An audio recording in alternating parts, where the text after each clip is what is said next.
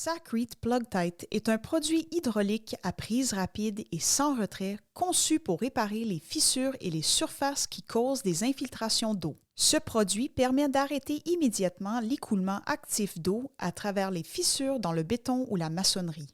Matériel nécessaire: gants de caoutchouc, lunettes de sécurité, vêtements de protection, seau de mélange en plastique, tasse à mesurer, truelle ou couteau à mastic. Avant d'appliquer Sakrete Plug-Tight, assurez-vous que la surface est propre et exempte de poussière, de graisse ou de toute autre substance qui pourrait nuire à l'adhérence du produit. À l'aide d'un burin, élargissez la fissure en lui donnant une forme en U plus profonde que large.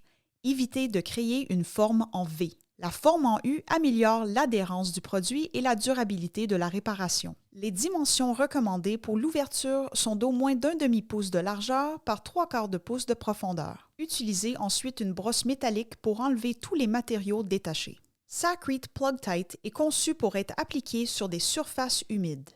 Si la fissure est sèche, humidifiez-la légèrement avant de procéder à la réparation. Dans un seau de plastique jetable, versez environ 1 part d'eau potable puis 2 parts et demie de Sakrete Plug-Tight. Il s'agit d'un ratio approximatif.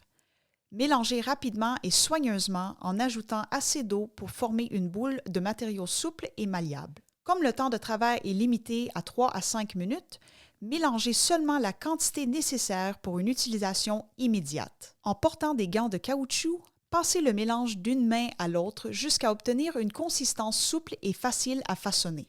Insérez ensuite le produit dans la fissure à l'aide d'un couteau à mastic, d'une truelle ou simplement avec la paume de la main gantée.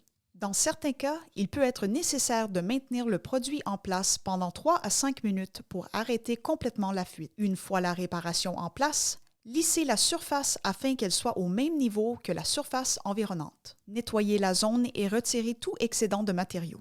Une fois complètement durci, le produit peut être peint.